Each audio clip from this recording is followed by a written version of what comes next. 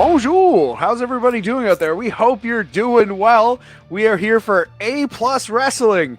Quick election talk. Tight 45 on Trump and Kamala. Just kidding. Let's not talk about that. I am here. My name is Matthew. My name is Matthew Ederer, and I am here with some great pals and co-hosts here at A+ Wrestling.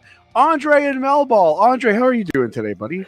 I'm doing well, sir. Well, so I've been up this morning, listen to people talk some footy, talk some American football. Now I'm here to talk some wrestling. Amazing. And Mel, how about you? How are you this morning? I mean, I'm finally happy to be sitting down. It was kind of a chaotic start to the morning for me. I made it to the gym, which, given I didn't realize that daylight savings time was happening and everything, I got an extra hour in. So, hey, my back is going to hate me later for it. Well, everything's coming up, Millhouse. Sorry about your back, but yes, that's actually a great segue into our first little topic of the day. Cody Rhodes' comments on wrestling being a cosmetic business. So, my friends, Cody Rhodes was on Andrew Schultz's podcast. He is a comedian, not a big fan, but that aside, R.E. Physiques in Wrestling, the American Nightmare, said this, quote, "This is a vanity business. There's this weird online contingent that doesn't realize how important that is," that being physiques. "We are wrestling with our shirt off, folks. It's okay to go to the gym." You hear fans be like, "You can't body shame wrestlers." What are you talking about? We're standing there half naked and you're paying us hundreds of dollars to see us. Body shame me all you want. Close quote. So yeah, that's pretty fiery, pretty spicy there from the American Nightmare. So I just had a couple of questions. Like, how do you feel about Cody saying that, Mel? I mean, was it Roxanne who said it? Tell me when he's telling lies. Wrestling is a very vanity kind of based thing. We really did see that in the 80s. I mean, look at all the guys more often than not, jacked up on cocaine and also on steroids, it's kind of always been like that. Do I feel that it's necessarily right? Not always, because as a woman, I mean, obviously I like to have some eye candy in the ring to, be performing their stuff, but also, look at people like Kevin Owens. I don't feel that his weight really has a hindrance on his ability. I mean, sometimes it does if he's a little heavier, but he still was hired at the time looking the way he was for the reasons that he was, and it's because he has that talent. So like back to the original thing there, I agree with it, but I also don't agree with it. Like, I don't want people necessarily attacking people and body shaming them. I mean, like, oh, this guy's got bigger boobs than the girls. But at the same time, it's like, we do want you to look nice while you're doing it. But at the same time, if it doesn't take away from your talent, it's not really that important to me. You know what I mean? I totally agree. I think he is factually correct. He could have said it in a better way, perhaps. But we are, in this case, the weird online contingent that he's referencing. So, Andre, as part of the weird online contingent, how do you feel about these comments from Cody? Like, I look at this. Look at one of the biggest stars on Monday Night Raw now, who's making God for the pun, the biggest impact in Bronson Reed, formerly known to me and Mel as Jonah when he was in NJPW. Dude, him and Braun Strowman had that incredible monster feud there. The big meaty men slapping meat feud. And now he's been in an incredible run with Seth Rollins. And the dude is not your traditional look. He's a big, rounder dude. Look at Otis, who got over. Like, I know he's kind of a joke again. Like, he's kind of in that joke comedy role again. But he got over there for a while. And again, big, round dude. Again, War Machine, who were arguably one of the best tag teams in that company. And Hanson especially, like, big dude. Like, you can't. Like, I understand what he means. Is that generally the look of professional wrestling has always been the Cody Rhodes is your kind of minimum look, and then you go up from there. But like, look at an Adam Cole. Yeah, like it's a different body style, but he's a smaller dude, not like jacked. He's not fat or anything, but he's built softer. If you look at him, he's not like ripped like everybody else. He's not Finn Balor ripped. So like it's again, and then you got to look at it also from the women's side of like, especially with the women, you don't want to be that person either. It's a double-edged sword in what he's saying. It's like, yeah, the men are usually held to a standard, but the women have to be held to a standard. But nobody wants to point it out. But again, you don't want to be the jerk ass pointing out. And like, I look at Piper Niven, she's awesome. And again, her look is amazing. Like, I have no qualms. Like look at Nyla Rose. Look at any of these female stars. Their build versus Natsuko Tora from New Japan. Like, you can't say like it is. He's right and he's wrong at the same time. It's a weird double-edged sword in the wrestling business. I totally know what you mean. It's like there's a certain standard almost that people have to hit, but people who you would say quote unquote fall below that standard often stand out because of their look. You gave some great examples. Look at somebody like in old like Joshi wrestling, like a Dump Matsumoto, for example, who's got this new Netflix series out about her, and like Bull Nakano, Vader, Gunther. Until recently, he was a chunkier bag of milk, that Gunther, but he was always absolutely incredible in the ring. So I don't know. Personally, my problem would be with like Cody saying body shame me, like never encourage body shaming, because that's going to fall back on the Deonna Purrazzos and stuff, like all these women who unfairly get body shamed. You know what I mean? Cody is standing up and I'm a man, I'm 40, and I respect that, and I do think there's a lot of truth in what he said, obviously. But yeah, we are like the weird online contingent that's going, hey, maybe take it easy, Cody. So before we move off this subject, do you personally care about physiques in wrestling? It sounds like you're not really like huge. You don't need all your wrestlers to be ravishing Rick Rude, right? No. I mean, it helps. Right. As a lady wanting to have that magic Mike moment, I mean, of course it helps. But at the same time, again, like as Andre mentioned, someone like Bronson Reed, who we know as Jonah, that poor man, he's got to have like a Bryan Danielson level character identification problem. He is one of the most entertaining people I have ever had the privilege of seeing. His build does not take away from my ability to enjoy what it is that he's doing. So, like, is it important? Sort of, kind of, maybe in a way.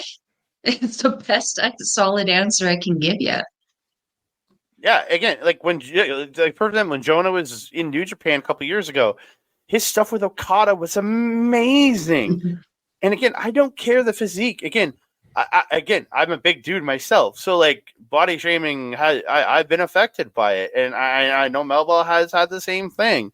And again, it sucks to have that, and I don't want to have somebody saying, "Yeah, body shame all you want," because then if he's saying that, then people are going to get thinking in their idea, "Oh, we can body shame every wrestler." And again, it's not the thing you want to put out in the world, because nobody really wants that. No. Yeah, I absolutely agree with you on this one, guys. But yeah, sometimes go ahead. No. Oh, sorry. One thing, and two, some guys who are are in incredible shape. I know a lot of guys who have had body issues like myself. I'm in the process of losing weight. You don't know where they were, so if you're body shaming them, even once they get big, you don't know what the problems they had in the past and how that could affect them. Mentally, like Cody's comments come from a guy who's always been in shape. It don't come from and again, I'm not shaming the guy, no shame here, but they come from a guy who's never truly had body issue. I can't say he doesn't have body issues, but a person that's never been a bigger person to lose the weight and have that difference in their body too. If you don't have that change in your life, you don't think about it as much. I know exactly what you're saying, man. And somebody like a Dax Harwood in the wrestling business has talked about this specific issue and how he doesn't really ever feel comfortable in his skin sometimes. And that's, it's a powerful thing to overcome. And yeah, that's why I too as a little bit of a huskier Harris myself, I also, can be sensitive to that issue. But if you wanted to be a dick to Cody Rhodes, you'd say, hey, Cody, what about your dad? What about Dusty Rhodes? He wasn't exactly friggin' Lex Luger in there, but guess what? Dusty Rhodes was an absolute legend. And yes, it was a slightly different time, but like the Vince McMahon era is over forever. He's not coming back. By the grace of God, let's hope. So I don't know. I think we could start to make this change. Although truthfully, like in terms of pure accuracy, Cody's right. He's right. He's right. It's the way it is, but it doesn't always have to be. And there are the Kevin Owenses and the Jonas who are turning it around. So we'll talk about another issue, perhaps a body guy, somebody who was there because of his size, less than his in-ring ability, but an all-time favorite, an all-time legend, Goldberg. Bill Goldberg, while appearing on the SEC network, advertising some college football, making picks, Goldberg announced that he will have his last match in WWE in 2025. He name dropped Triple H and Nick Khan, so seems like it's a done deal. I guess a two-pronged question here. Do you care about Goldberg at all anymore? And who would you book as Goldberg's final opponent, given the chance, Mel? No. Just no. Just no. I'm not gonna lie. I don't know why. There was something about Goldberg that never clicked with me. It was always missing a point. Because, like, again, back to the body thing. This guy's always been jacked. He's always been big, but that didn't equate to any kind of talent to me. He was just a big guy yeeting people around. And like Andre and I'm not sure you probably know a lot of big guys who can just yeet shit around. That doesn't mean that you're a wrestler. I personally, thank God it's his last match. Like, take that thing and just go home, please. Who would I book him against? The person he's least likely to break. I don't know who's the least breakable in the WWE right now. I wouldn't say it's Triple H. I'd say he's pretty breakable right now. Yeah. Especially with Goldberg. Even if Triple H isn't breakable right now, I feel like Goldberg would find a way. And I feel like WWE needs Triple H right now. So, I mean, if he wants to throw Nick Khan in there, I mean, I'm sure there's going to be a lot of people who would be totally cool with like get him getting yeeted around. I'm cool with that. But like, leave Baby H out of it. If we really want to be dicks, you could bring in Davey Boy Smith. Just have Davey Boy Smith try to yeet Goldberg around. Two big boys just trying to yeet each other around. It might be fun. I look at it like I honestly don't care anymore about Goldberg. I wasn't a fan of WCW. Again, I was very casual of a fan in the late 90s. I watched pay-per-view here and there with my friends, watched some Raws and stuff, but I never watched WCW. Again, a lot harder to watch here in Canada, as you know, Matt, as you know, Mel. And I didn't become like a hardcore fan until 2002, and then he had his run in 2003. And I was very underwhelmed by him back then. Has he had some enjoyable matches over the years for me in WWE? Yeah, his little run against Brock Lesnar was fun, and he's done some interesting things. But now I'm just like, I'm so divorced from his character, especially after that Saudi match that he did years ago. I got no desire to see him again. But if he's going to, I think the match, people have called for, isn't it like Braun Breaker? People have called for a match with him. So there's somebody you can't break in the Breaker. So yeah. Braun Breaker, because if he beats a Goldberg in Goldberg's final match, that gives him a good, like, I destroyed a legend. I don't know. Absolutely. And kind of a spiritual passing of the torch, although in terms of pure athleticism and in-ring ability, I think Braun Breaker is better than Goldberg already, like safely. But yeah, Goldberg was in his time, man. Goldberg hit real hard. I loved Goldberg as a kid. Like, I was 10 years old in 97 when he started, and I saw the entire rise here and there because I was watching Nitro on TSN on Wednesday, maybe, if they chose to air it.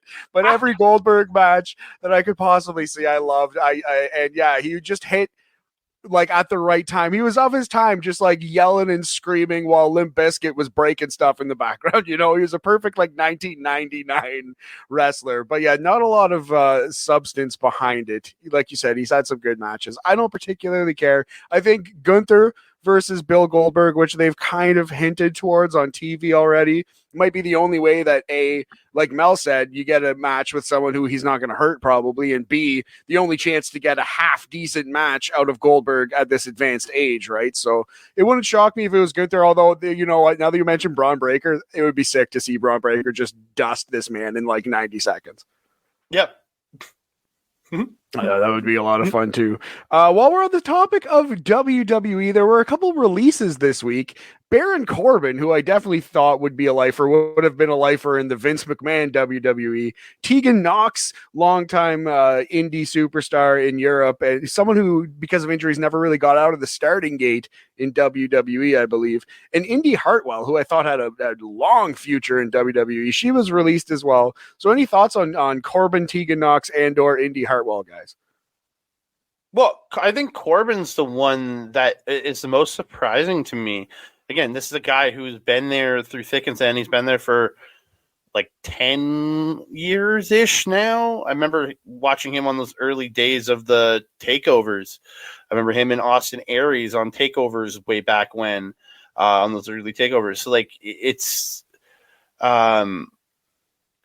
surprising because, again, the guy has done everything. He had that great run last year, him and Braun Breaker in NXT. They were in NXT together as the Wolf somethings. I can't remember what they're called. Was it Alpha Wolves or something like that? Alpha Wolves or something like that. Yeah. No Wolves Daddies, but they're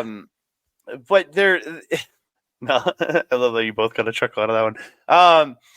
But again, I always thought he would be in the company for he's that guy that would always be there to be used as like a guy to help prop somebody up, be a decent feud. Because again, the guy was never. I don't think ever like. I never looked at him as a star for the company, but he was always there as a good mid-card hand to help build up people, be a good tag team partner to help get people over, things like that. And he's always done good work. And then Tegan Knox, not totally surprising, and she never quite hit that note she needed to, has injured both her knees in the company. She got hurt in that Mae Young Classic originally, and then has got hurt over the years. I know she had that run with, I think she was at that run with Natty last. Again, really nothing. And then Indy Hartwell, a little bit surprising because, again, she's had some fun stuff. She did stuff with the Gargano, with The Way, and Candice LeRae. It just, again, those two aren't completely surprising. Baron Corbin's the one that really does surprise me, though. Because, again, you always thought that guy would be there forever because, again, just his 10 years so far with the company. Yeah, he was just so down for everything, like every bad idea, every body slam into dog food. Yeah, let's do it, boss. But yeah, Mel, what do you think? Of the three, Corbin was also the kind of surprise to me because, as Andre mentioned, he seemed that guy who was just willing to do absolutely everything to kind of do, like, just get the product over. I hate to use the term because it has such a derogatory connotation attached to it, but he was almost like a professional jobber for the company. You know, you put him in a match where he's not going to win, but you know that he's going to give you a phenomenal match. I personally loved him when they first debuted him as that like lone wolf, just doing the squash matches on NXT with his like little, what was it, end of days kind of thing, or the black hole slam or whatever it was that he was doing, just coming out there in like 10, 15 seconds, working over. Like, he had a lot of really, really good like in-ring ability. Tegan Knox, I think, it just seems to happen where if you catch an early injury in the WWE, you just don't have anything to really come back to. We've seen it with Hideo Itami. We saw it with, I feel a little bit with Kushida. Maybe Kushida was just like a missed mark on there, but like, I feel like Tegan kind of falls into that kind of thing where I think we'll probably see her back, honestly, in WWE. I know she's been released and hired back, I think, once or twice now. but I suspect we'll see her back because, like, I feel like she's going to do a Drew McIntyre thing where, like, she is just completing what was his, like, little 3MB Yeah. kind of Yeah. situation. And now she's going to go back to the independent scene. She's going to remake herself as this, like, indomitable woman to be, something to mess with. And I suspect we'll see her back in WWE. With Indy, I also suspect the same thing. Wasn't she just on TV too? Yeah, well, she was still utilized. She was kind of like in that losing role, but she was there and she was NXT champion not long ago. Like that one really surprised me more than Baron, honestly. Yeah. Well, Yeah, and because, like, go ahead. go ahead. Oh, I was just to answer her.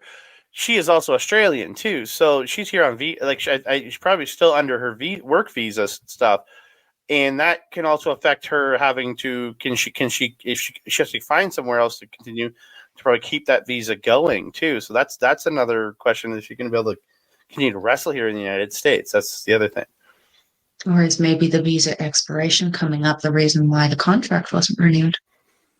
That's that's definitely something to keep in mind. Tegan Knox too is European, although she's been here forever, right? She's been here for a long time. I imagine that she's got that sorted, but you never know with these things. Yeah, with Tegan, I can definitely see her because she is a very good wrestler. If she stays healthy, I can definitely see her going on that Drew McIntyre run, like you said. But yeah, unfortunately, she did fall through the cracks a little bit due to injury. It happens. Mm-hmm. Yeah. I hope she can just string together a couple years of good health and stay in that ring.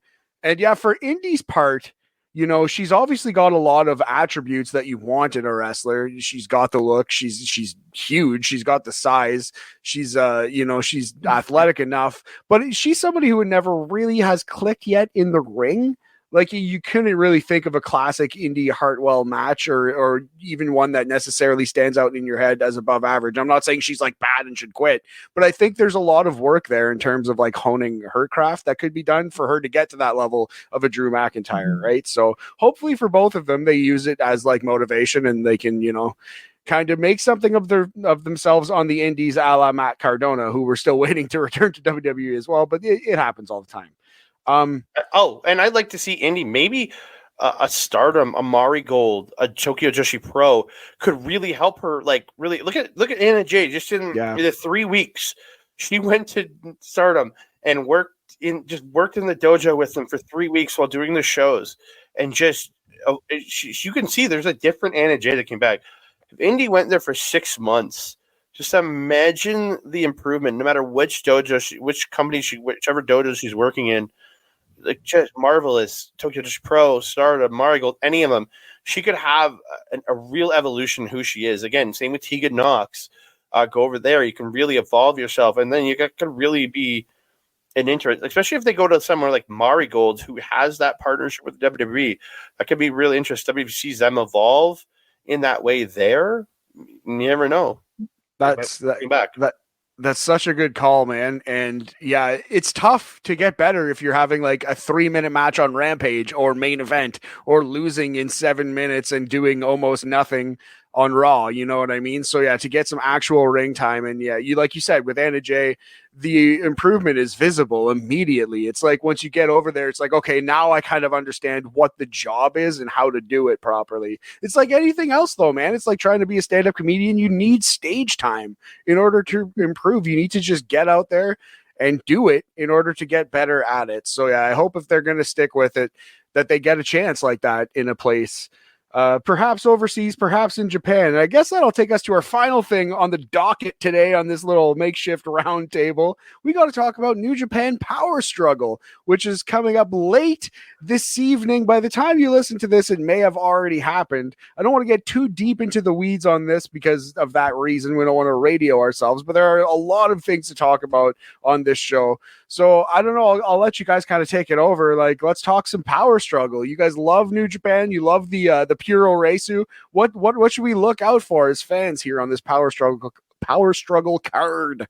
So I just pulled up the card. So if Mel, if you're cool with me starting to highlight some stuff. Go for it. Dude, tag team title match, man. The IWGP Tag Team Championships. You've got TMDK's Mikey Nichols, Shane Hayes, defending one of their two sets of tag titles. They're also the strong openweight tag team championships against the United Empire, Great O'Khan and Hari. That match is going to slap, man. All four of those men. Again, I have a United Empire banner sitting behind me, but I'm wearing a Jack Sabre Jr. shirt. Some of my allegiances are to TMDK and to the United Empire. That match is going to be a hell of a good time in the tag team division. Mm-hmm. Absolutely. Yeah, that's the combined might of Hanare and Okan is just going to be absolutely incredible. But then the combined power and just interesting, unique set or move set, of Nichols and Hayes is going to be, I think, a little bit difficult for Hanare to kind of combat. I feel like Okan is he's the adapter of New Japan. There's nothing he cannot face. But I'm very curious to see who kind of comes out on top of this, because if I'm not mistaken, this isn't the only TMDK United Empire mashdown happening. No. Matt, you got any thoughts on that one? I love TMDK. It's very nice to see them with the IWGP belts. And yeah, I hope they have a great match. Great O'Khan truther as well. I love me some O'Korn. Who doesn't love the Great O'Khan? Yeah, again, I'm all hail Great O'Khan. There's a great IWGP Junior Heavyweight Championship match in Doki defending against the returning Master Wato, who was out for almost a year. They're an injury, and him coming back challenging Doki for the title right off the hop. I've really loved Doki's run this last little bit since winning the title, but I am very much a Master Wato homer. I've been on this thing since last year's best when he won Best of Super Juniors last year. I want him to win that title, and then he got hurt, and I was like, no. Now he's back. I'm like, okay, time to win the title. I'm ready. I'm ready for Wato to take the title right here. I don't care. I want him to take the title on this show. I have the opposite view of Andre.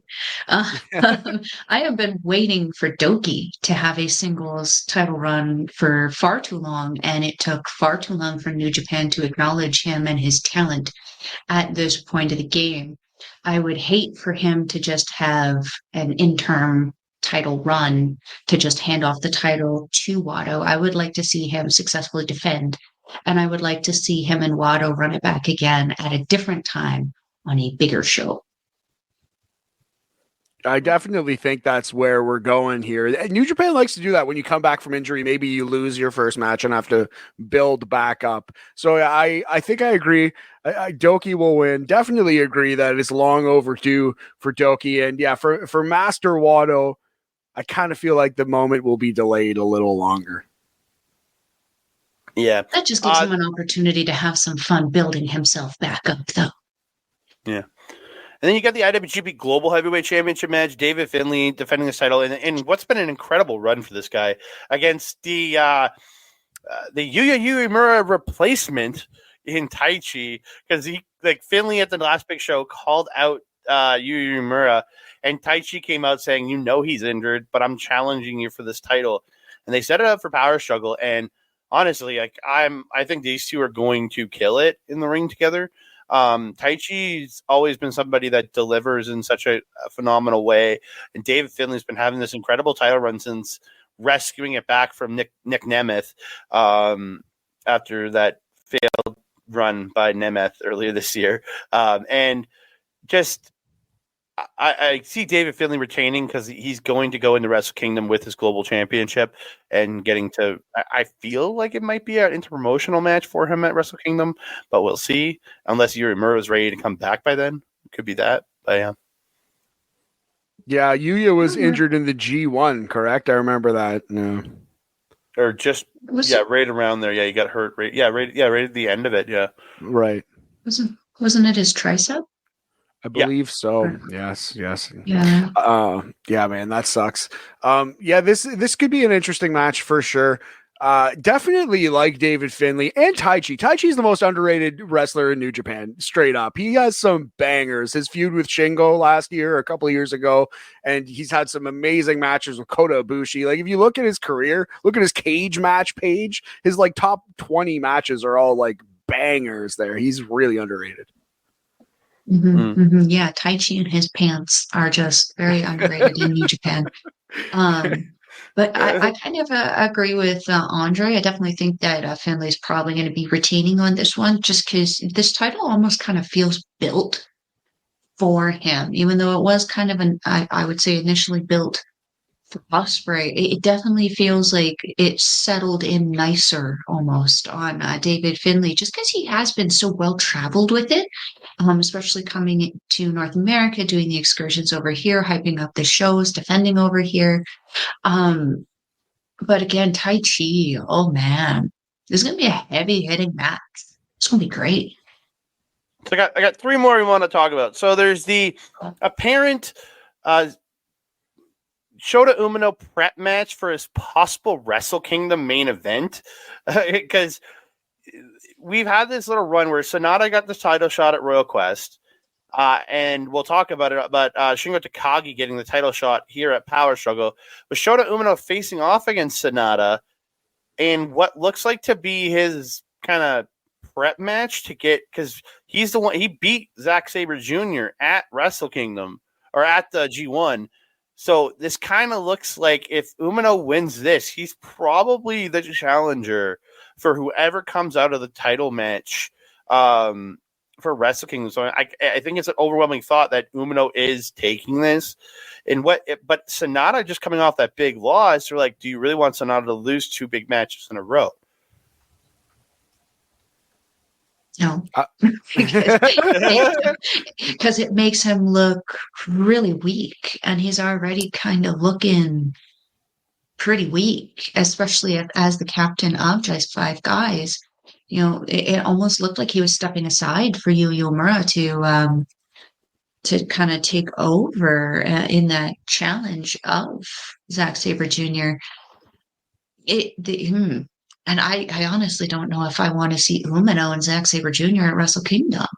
I love Shota Umino, but I don't know. For me this year, like when he came back, it was fire and it was great. And he had really good couple first months. But now I don't know what's kind of happened. Like this, at the beginning of the G1, he just kind of went whoop, womp, and kind of fell off a cliff without a parachute for me. I'm not riding the Umino train yet. And it really does seem like they're struggling to get him over in Japan as well. Yeah, I wonder if Shota is ready for that position, just because we know a lot about Shooter Shota here in the States because he was like Moxley's protege and he's been in AEW. And of all the newer generation of like the next up of New Japan's stars, the people who are going to run their main event scene, I feel like Shota is the most known to American fans, but that doesn't make him the most ready. You know what I mean? That just means like we know him over here. So I wonder if it's going to be Yota Tsuji. He's healthy, right? What's his deal these days? Could he face Zack Sabre at Wrestle Kingdom? I would love to see that. I think those two would also a match. Oh yeah, I don't feel that Tsuji has put himself in a position right now that he's kind of earned that opportunity, though, despite being a tremendous wrestler and having an amazing year. You know, his G1, despite being amazing, was just, it wasn't what it should have been given what we got of him in the cup. You know what I'm saying? Like, he gave us some really great matches with Takeshita, but I expected a little bit more out of the cup winner in the G1, and it definitely felt like by the time they got to the G1, they had a completely different set of plans that they were kind of going with. But like, I would not be mad about Tsuji being in that situation at all. Yeah. But I believe, wasn't he last year with Sonata? No, Sonata was Sonata and before? Naito last year. The Sonata and Naito last year, and earlier on the year, it was Tsuji challenging him when he returned. Yeah, an unfortunate losing effort. Yeah.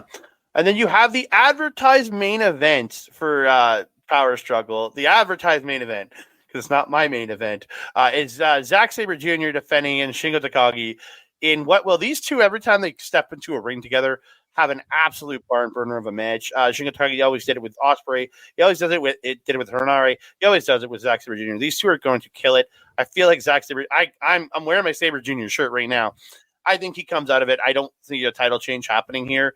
Not after only having the title for about a month and change now.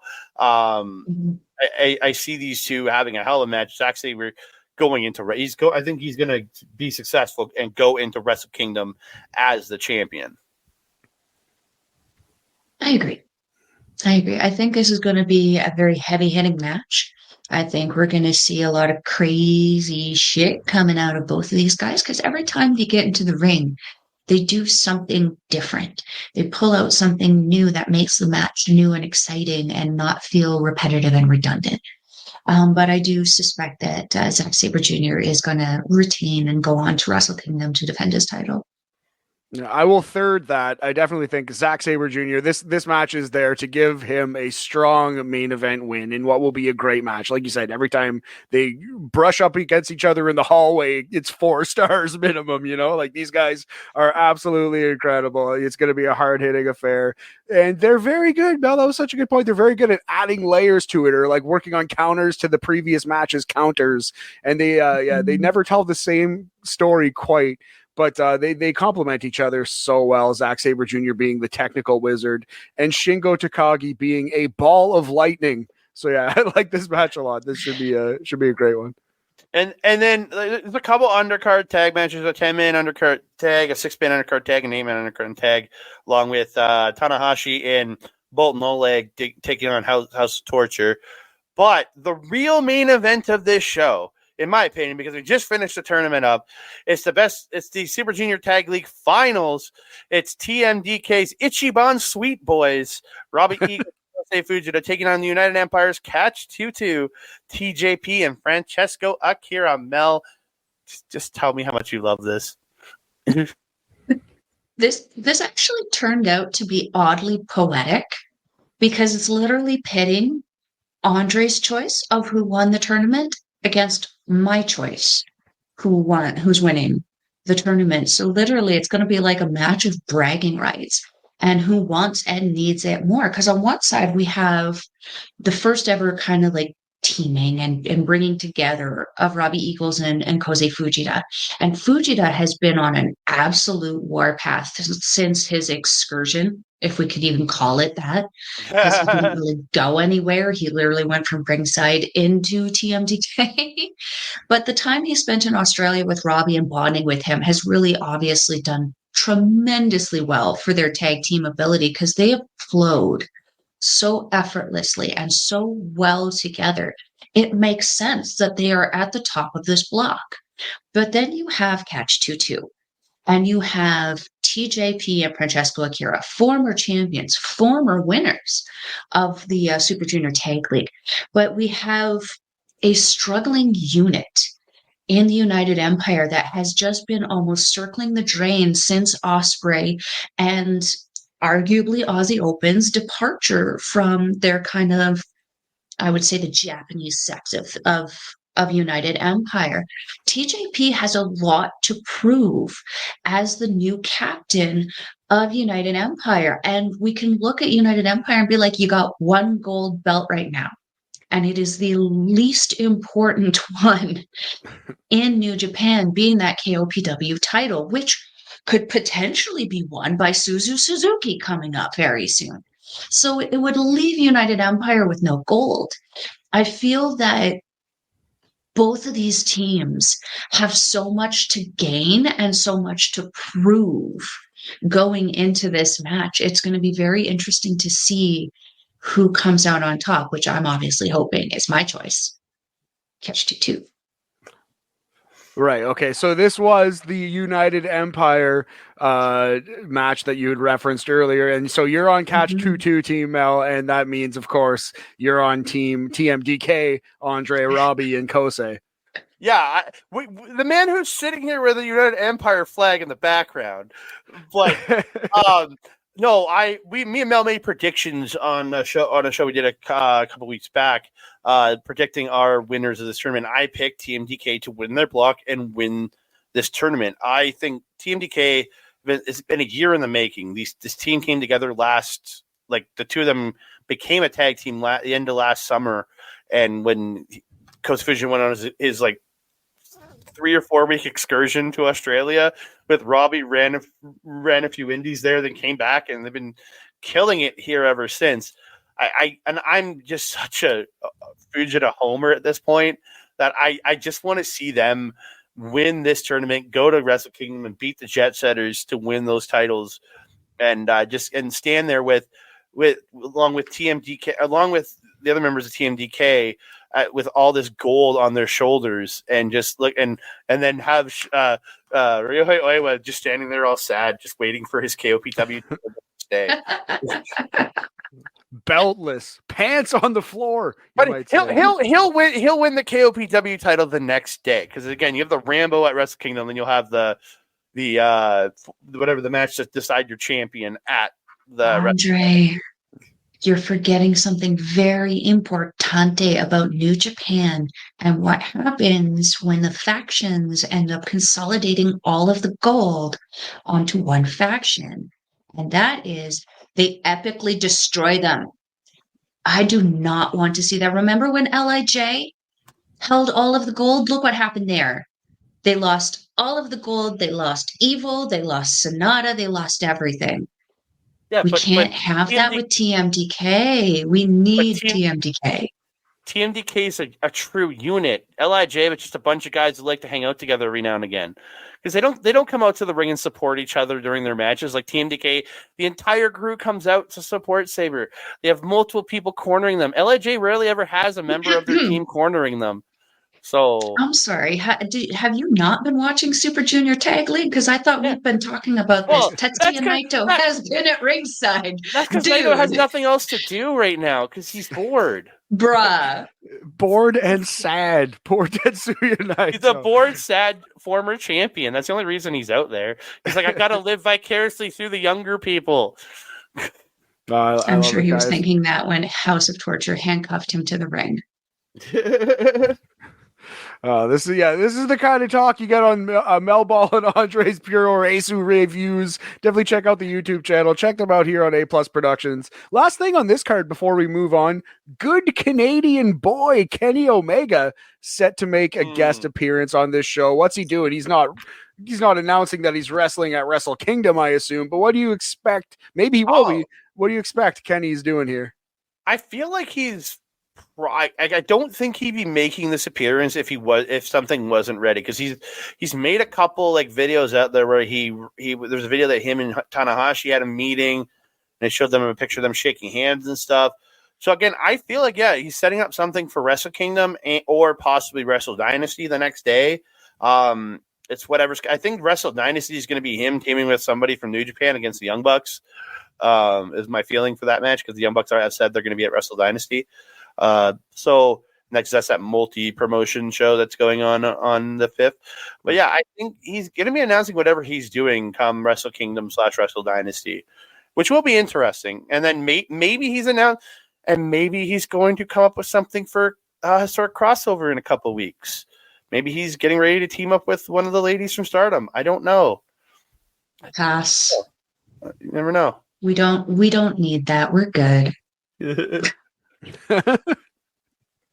We're good, Mr. Omega. I mean, you want to set up something for Wrestle Dynasty, Wrestle Kingdom, that's on you. Leave historic crossover alone.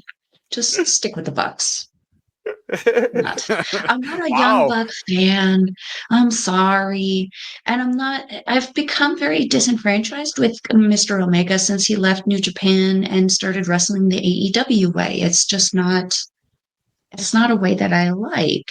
That being said, though, his match with Ospreay was top tier wrestling. That was New Japan, Kenny Omega, back again.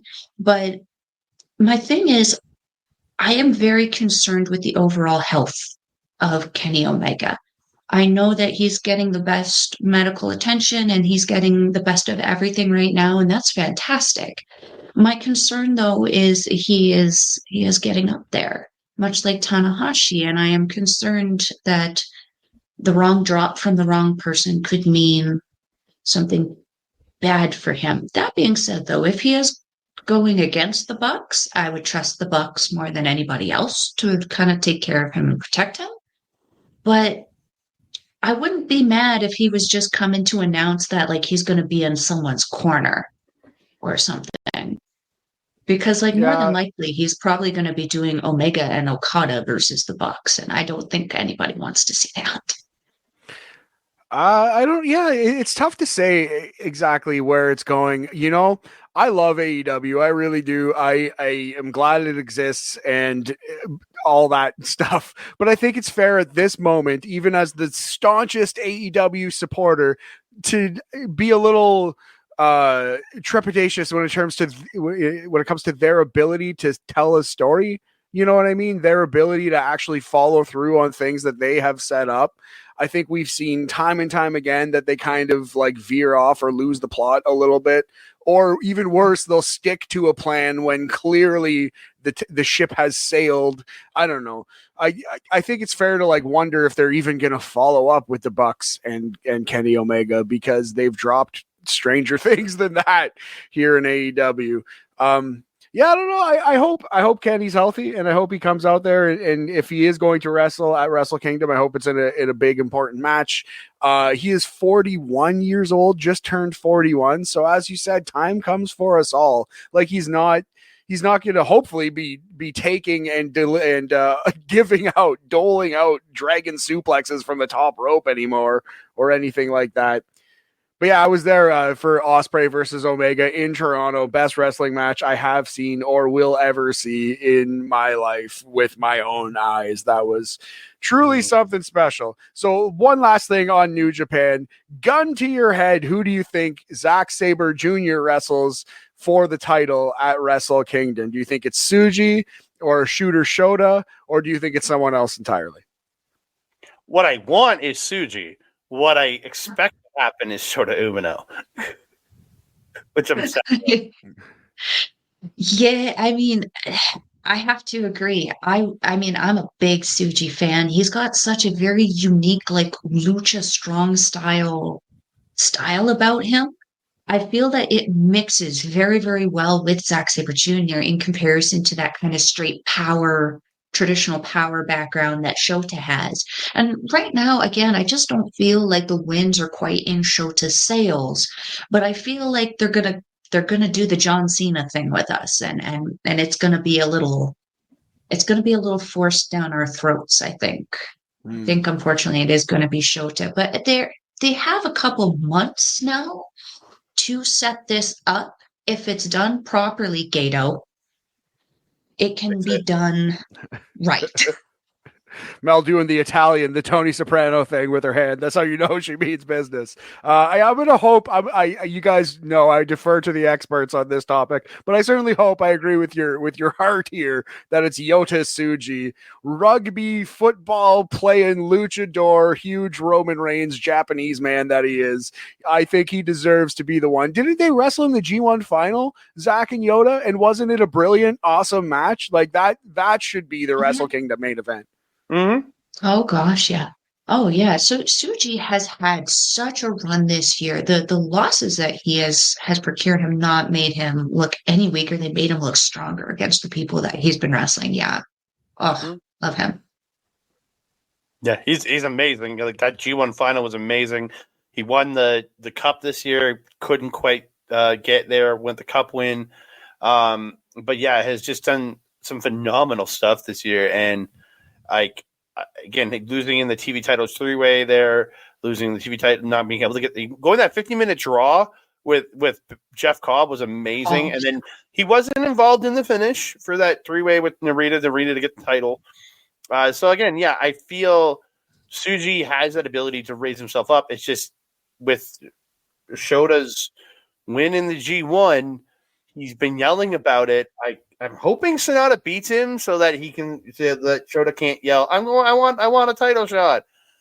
But No, Dude, because that's if that like- happens, that means Sonata will try to take the Wrestle Kingdom spot, and we don't want that. We want that less than Shota. Okay, that match at Royal Quest was really good, though. Yeah, but it was the audience that helped make that. Because remember, That the is true. British crowd in comparison to the Japanese crowd is like decibels above the Japanese crowd. The Japanese crowd just reacts to the things happening in front of it. The British crowd were booing the ever living hell out of Sonata, and he fed on it. That's why that match was so good. He can't feed on that in Wrestle Kingdom because the Japanese crowd is not going to be that lit. True. It's true. It's a really good point. Well, I think we will leave it there for this week. It was a fun Sunday roundtable. We're going to be cranking out these roundtables every Sunday here at A Plus Productions. Andre and Melball, thank you so much. Tell us about your show. Tell us about what else you're doing. Let us know what's going on in the world of Andre and the Melball. Oh, am I taking it over, Andre? Okay, Hang well, on. you can catch Andre and I on our YouTube channel, Andre and Melball Wrestling Talk, where we release New Japan Puroresu Review, Stardom Review, Murray Gold Dream Review, and Chop Talk, where we review all the local stuff that we watch. We release weekly on there, so stay tuned to our socials to see when that's coming out. We also have our show Japanese Wrestling Update, which I believe you can hear in audio form here on A Plus Productions every Friday at 8 p.m. Mountain Time. Unless it's not, then we'll let you know on our social medias, but it's usually there. You can catch me on Asher Pizarro's YouTube channel where we do our show Ladies Wrestling Showcase, and you can also catch me on the 11th of November where I will be joining Auntie Collins and Astra Pizarro in our new show, Women's Classic Wrestling, where we will be watching and reviewing old women's wrestling matches and just kind of discussing them.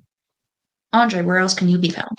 Yeah, you can find me on everything Melville just taught. You can find me on X at that Canada Guy, TikTok, Instagram at that Canada Dude. You can find me actually on our local establishment.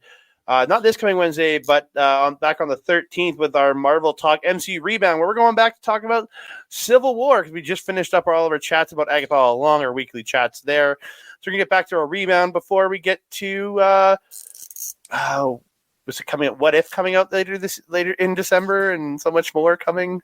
Man, there's so much Marvel to talk about in the world, and I love it. Amazing. Well, thank you so much. Yeah, my name is Matthew Ederer. I'm here. I've been talking to Boris a little bit, maybe gonna start doing some retro wrestling reviews. One thing I really wanted to do is like go through all the pay-per-views and just make that like a weekly or perhaps like bi-weekly thing. That's like a lot of work, but it's a good way to talk to people who know some old wrestling and just go over it. You know, it's a lot of fun. It's a foolproof gimmick, but I'm not sure about that. We're definitely gonna have a sports episode if Boris is feeling up to it.